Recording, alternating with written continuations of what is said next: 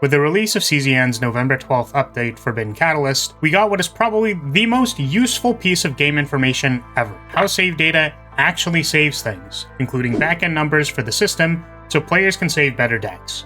Basically, every way that you can modify a character's deck will cost points. Depending on what tier you're running Chaos, you will have more or less points. Starting at tier 1, you will have 30 points, then for each tier above, you will get 10 more points. Activating Deep Trauma mode will raise the tier by 1, effectively giving you 10 more points. So if you're running Zero System on difficulty 10 on Deep Trauma mode, containing tier 12 save data, that means you can expect to have 140 points. But what does 140 points look like? Neutral cards cost 20 points, monster cards cost a whopping 80 points, cards with an Epiphany effect cost 10, and Divine Epiphanies are 20. Removing cards from the deck scales for each removal, starting at 0 points for the first removal, then 10, 30, 50, finally capping at 70 for the 5th and subsequent removals. If the removed card is a starting card or an Epiphany card, it costs an additional 20 points, and cards removed by the removal tag, such as Strict Discipline, do not count towards this calculation. Duplicating a card scales at the same rate as removals, starting at 0, then 10, then 30, then 50, capping out at 70.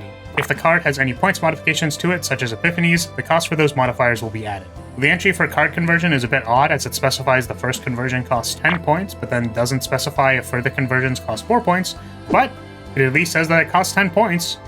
As with duplications, points modifiers count on top of the conversion costs, and it's noted that even if you remove a converted card later, the points cost for the conversion that happened during that run will still count towards your points total. The new Forbidden cards cost 20 points and are always saved, which, in my opinion, doesn't sound great, but I don't know.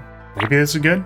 It's worth noting that they have distinctions for if you made a save data that has all of your modifications in it, but if you're planning on farming within the point system, I don't think this is that important. While this information is great, when I tried to reverse engineer my current save datas, it seemed a little bit off. For sake of completeness though, this save data has -1 basic card, 1 neutral card, 2 duplicated charge shots, which each have Epiphanies, and 1 duplicated opening found, which each have Divine Epiphanies.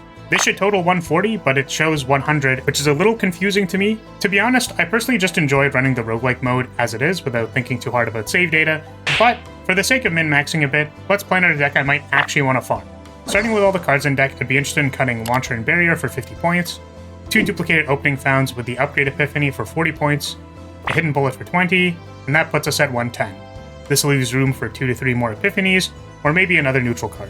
I hope this was helpful, and let me know how this might change your Chaos runs in the comments below. And with that, I'll see you in the next one. Bye-bye.